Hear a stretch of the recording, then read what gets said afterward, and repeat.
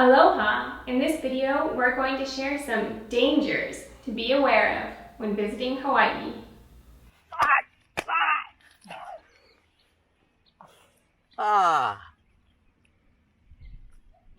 One, two, three, Aloha! We are Kensho Quest. We travel to open our minds and our hearts. Let's make friends around the world! Those are acacia thorns. And as soon as you go to any part of the drier areas of the island, there's a very good chance you are going to encounter either an acacia type tree or a bush.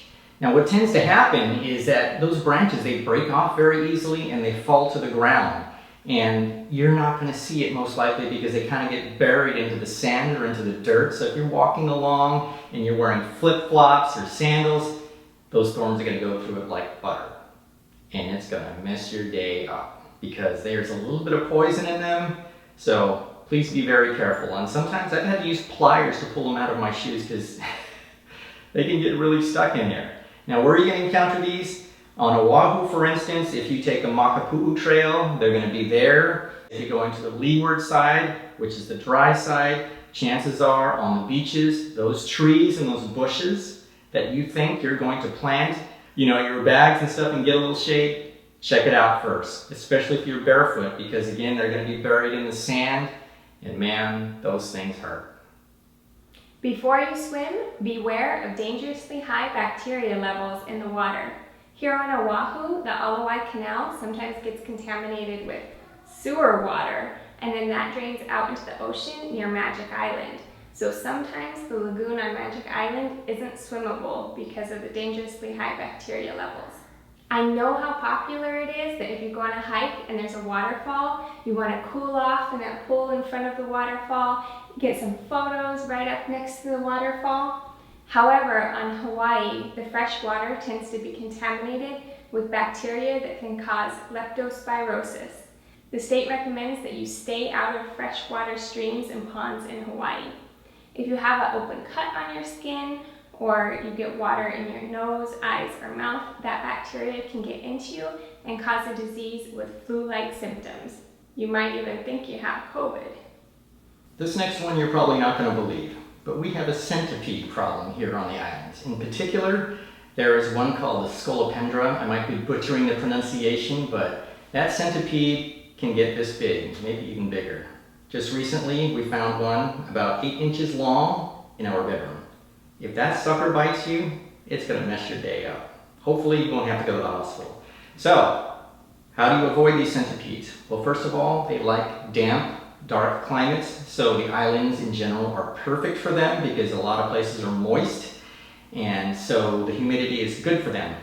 So what happens is, as soon as it gets dry and hot, they're looking for somewhere moist and damp, so they're going to try to come into your house. And that's what happens to us. So what you want to do is make sure you keep your door closed, and that if you have your screen open, that it has a gutter on the bottom that they can't get in, because I was really surprised that twice now a centipede has come into our house, and my son Kaisho found it in the bedroom, which just freaked us out. Just because a hike is Instagram worthy or scenic doesn't mean it's necessarily safe. Do your own research before embarking on a hike to see how safe or unsafe it is. You wouldn't want to be taking a beautiful picture and fall off the edge of a cliff. Recently, our family was hiking at Makapu'u Lighthouse Trail, and we noticed warning signs about the tide pools down below. It's a steep hike down to those beautiful tide pools, and it's a very dangerous spot. A big wave can wash in from the ocean, wash you out to sea, and then crash you back against the rocks. People have been known to drown in those tide pools. So be wary. Just because it's beautiful, just because somebody else posted on Instagram, doesn't necessarily mean that's a safe hike to take.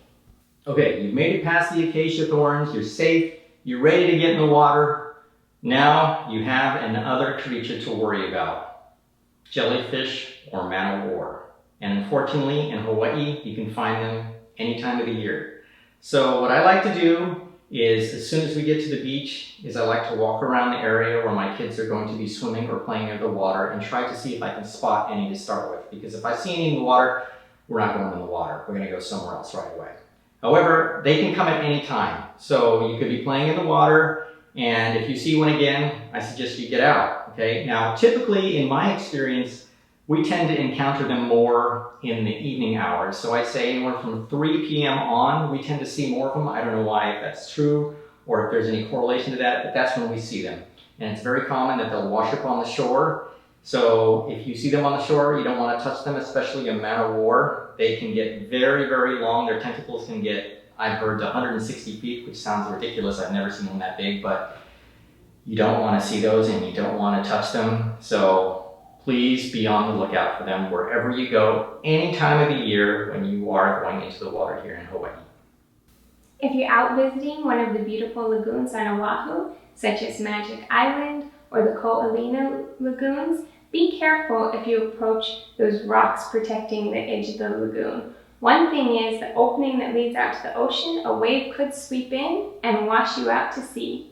Also, if you try to climb up those rocks, they're sharp volcanic rocks. If you slip, you could get cut, and there may be sea urchins lurking in between the rocks. So you wouldn't want to grab hold of or accidentally step your foot on a sharp sea urchin. So you don't see any jellyfish. What else is in the water? That's right, sharks. And I would say this is due to COVID. You know, we haven't really had any tourists or hardly any tourists on the island for over 6 months. And so the reefs have been able to rebuild themselves, which has brought the fish back, which brings back other predators such as sharks. And in particular, near Waikiki, near Kaimana Beach in particular, there have been shark sightings almost every single day, it seems like, for the past month or so. These are most likely reef sharks or sharks that aren't dangerous to humans, but still, they can bite. This one you may have heard of before, but it's on the rise recently. Theft from rental vehicles is quite common here in Hawaii.